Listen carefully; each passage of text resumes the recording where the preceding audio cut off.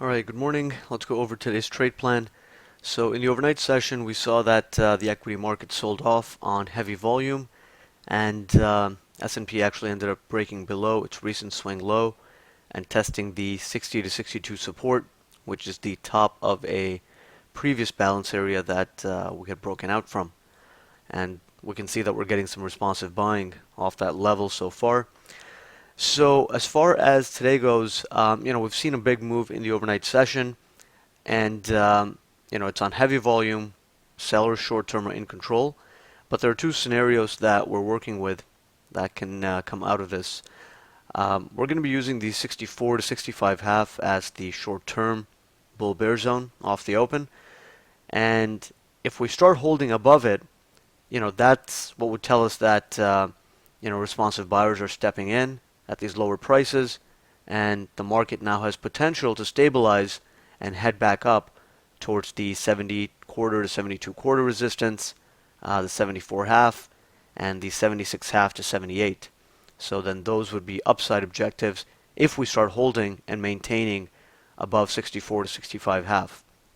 So that's one scenario that can come out of this, because all the markets are pretty much opening near the bottom of their balance at support. We still have a couple of econ reports due in the first half hour, Chicago PMI and consumer sentiment, I believe.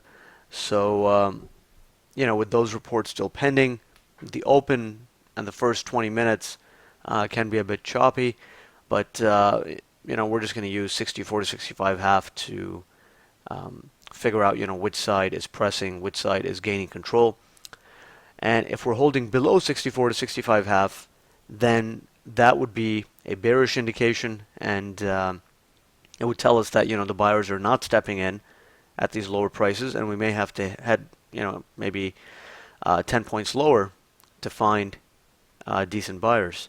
Now we can still get buyers at 56 half to 58 half, but the problem with it is that at that point we'd be liquidating below the overnight lows, below the overnight balance, and that makes buying the first support zone a bit risky, right?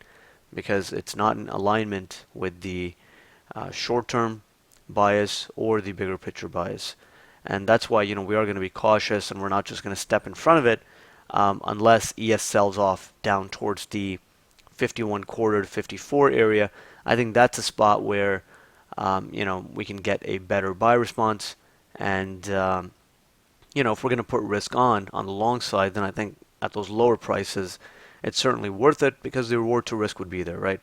So even if the trade doesn't work out, and let's say we do go through that strong support zone, at least you'll know that you attempted along at the ideal trade location at the best price, where at least there was potential for a 10 to 15 point bounce, maybe more.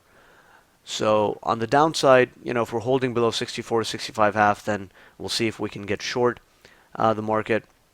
And in the event that we hold 64 to 65 half, we know we can get bounced back up towards initial resistance, 76 half to 78 even.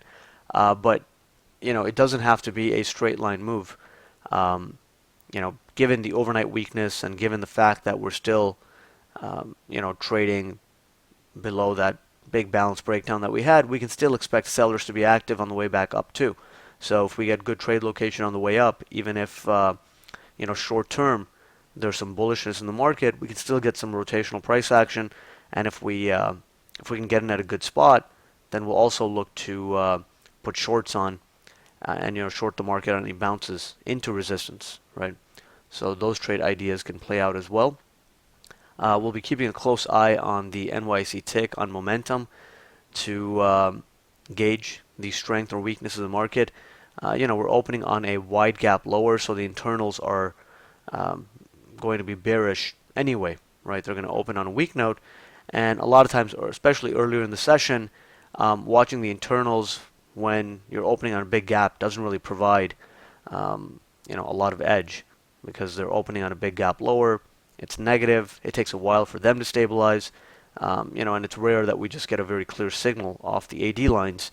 But the NYSE tick, is a very short-term gauge, and if you start seeing some big upside tick readings, then that would clue you in that some bigger picture buyers could be stepping in here at these lower prices, and that could result in a better bounce, perhaps back up to 76.5 to 78, or even 80 quarter to 82 quarter would not be out of the question. It's also last day of the month. There could be some buying coming off of that too, because if we really zoom out, then the markets have been in an uptrend, right? I mean, this is the first decent pullback we've had in the last month or so. But if we really zoom out, we know that the markets have been in an uptrend for quite some time now. So we could get pretty decent buy responses. I'm personally not expecting a trend down day coming out of this, even though we sold off on pretty heavy volume. And if we continue below 64 to 65 half, that would be a break of the recent 5-day balance. So we could, go 10 to 15 points lower from there, which would bring that strong support zone into play. But it doesn't mean that it has to be an all-out trend day the way we got, last Friday. So, right now the markets could stabilize. It's not quite the same context as it was last week. So we are going to be a little bit more cautious today, whereas we were really aggressive on shorting the market last Friday. So that's really the main idea. Let's keep an eye on this micro bull bear zone. You can see so far, the markets are stabilizing a bit here. Again, we have those two econ reports out, so it could be a bit of back and forth price action off the open. And then once the econ reports are out of the way, then we'll gauge, how the tick is shaping up, where we're trading in relation to the micro bull bear zone, the 64 to 65 half, and that will clue us in. But we definitely don't want to be aggressive on the buy side without seeing some signs that some bigger picture buyers are stepping in here. So those are our main ideas. Let's see how well we hold up after econ, and we'll take it from there.